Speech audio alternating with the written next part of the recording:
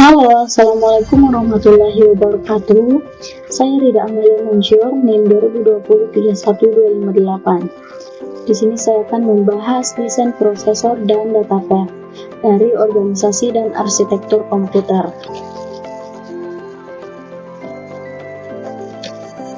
Yang pertama, penjelasan awal tentang prosesor.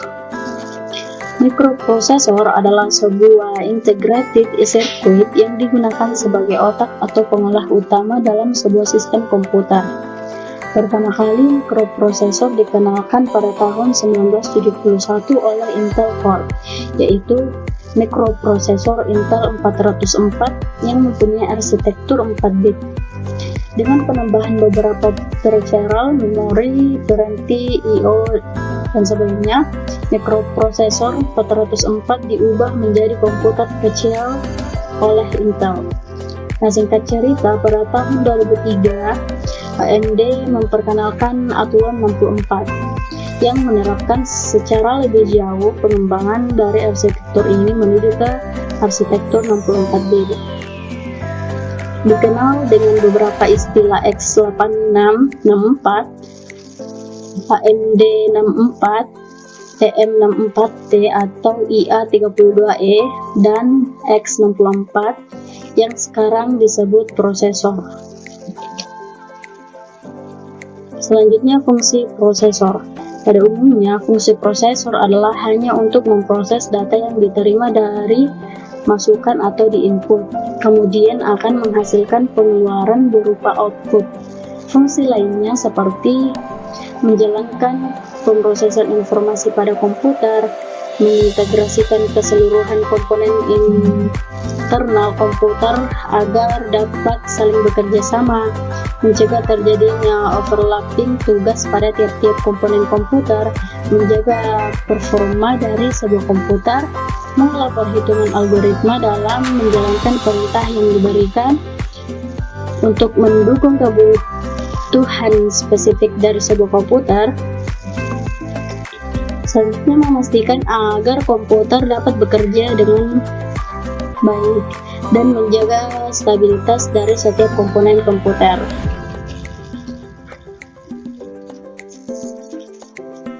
Untuk macam-macam prosesor, ada prosesor Intel, dilahirkan oleh perusahaan Intel Corporation yang merupakan sebuah perusahaan multinasional bermarkas di Amerika Serikat dan sudah berdiri sejak tahun 1968. Hingga sekarang, prosesor Intel sudah banyak mengalami perkembangan. Intel mempunyai Turbo Boost yang berguna untuk meningkatkan performa dan kecepatan, seperti pada jenis Core, i3, i5, dan i7. Yang kedua, ada prosesor AMD atau Advanced Micro Device, merupakan prosesor para pesaing Intel. Prosesor yang sering digunakan dalam permainan komputer karena mempunyai kecepatan yang lebih baik. Akan tetapi, jenis prosesor ini lebih boros listrik dibandingkan dengan prosesor Intel sehingga menjadi lebih cepat panas. Yang ketiga, ada prosesor ARM, merupakan mungkin jarang sekali kita jumpai di Indonesia karena memang perangkat ini digunakan pada handphone, music player, dan perangkat router. Yang keempat, ada prosesor Cyrix. Prosesor jenis ini pertama kali dikembangkan pada tahun 1988. Prosesor ini tidak banyak diminati oleh masyarakat karena kualitas di bawah Intel dan AMD. Akan tetapi, Cyrix mempunyai kecepatan yang optimal dan tahan terhadap panas. Selanjutnya ada prosesor Transmeta. Prosesor yang sebenarnya mempunyai kemampuan yang sangat baik karena hanya membutuhkan daya yang relatif sedikit dengan harga yang lebih murah. Selain itu, prosesor yang diproduksi tahun 1995 ini juga tahan terhadap panas. Selanjutnya ada prosesor VIA. Prosesor ini pertama kali diproduksi pada tahun 1987 oleh negara Taiwan dan lagi difokuskan untuk menjalankan perangkat yang lebih ringan dan relatif kecil. Selanjutnya ada prosesor Centaur. Prosesor yang dikembangkan oleh Glenn Henry dan kawan-kawan ini masih kalah kemampuannya dengan jenis prosesor VIA. Prosesor Centaur dibuat pada tahun 1995.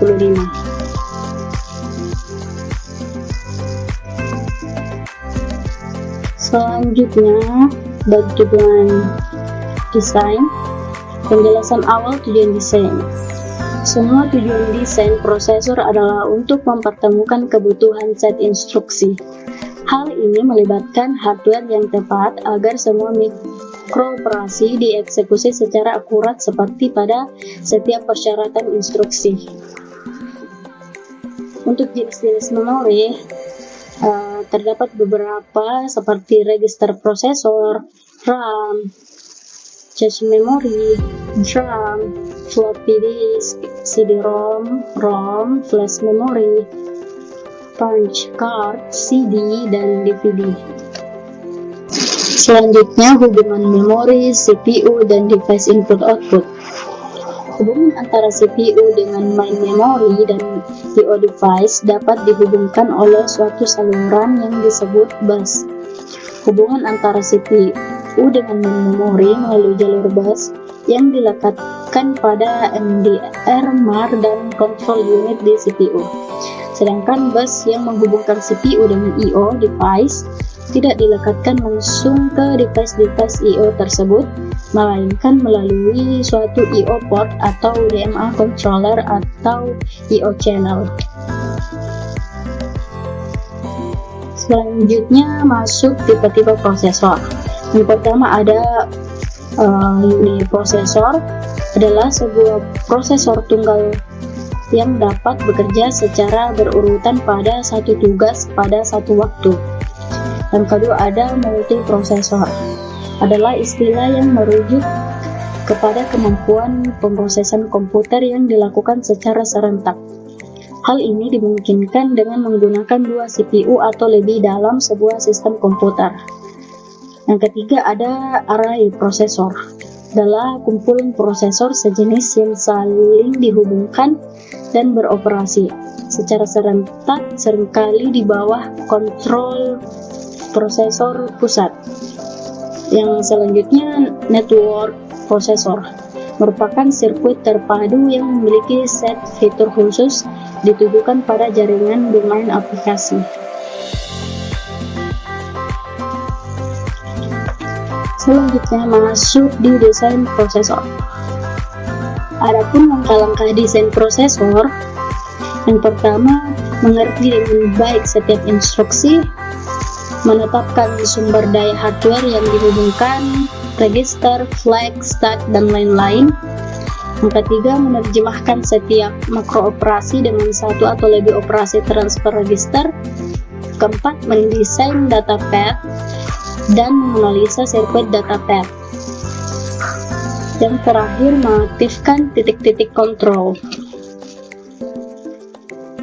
Selanjutnya, mikrooperasi. Untuk mikrooperasi transfer register, yaitu menyalin isi salah satu register ke register lain tanpa mengubah isi sumber.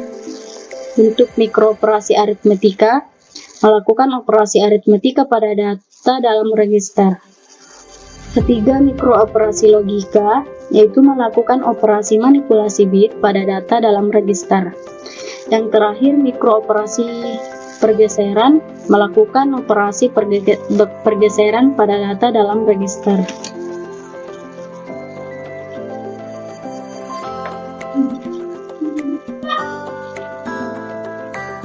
Untuk bahasa transfer register,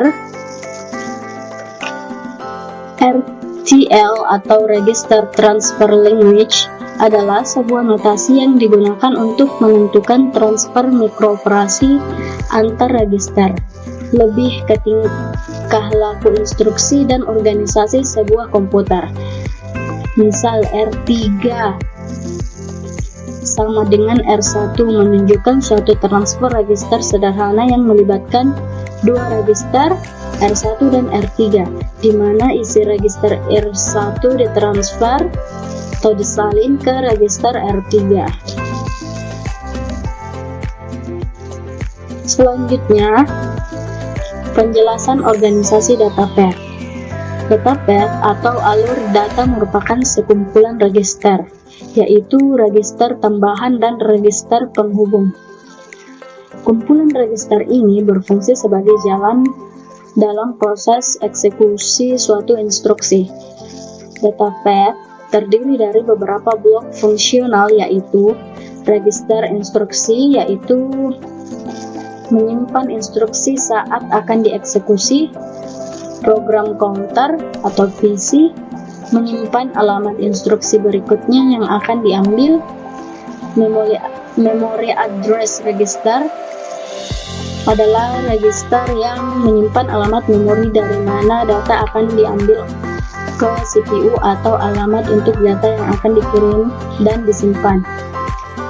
Memory Data Register atau MDR adalah daftar dari unit kontrol komputer yang berisi data yang akan disimpan dalam penyimpanan komputer, misalnya RAM, atau data setelah mengambil dari penyimpanan komputer. Kita masuk organisasi data path. Untuk antarmuka memori utama, flag MR per W bernilai 1 jika prosesor melakukan operasi tulis memori, bernilai 0 jika prosesor melakukan operasi baca memori. Flag SMMA bernilai 1 jika operasi memori dalam progres, bernilai 0 jika tidak ada operasi memori dalam progres.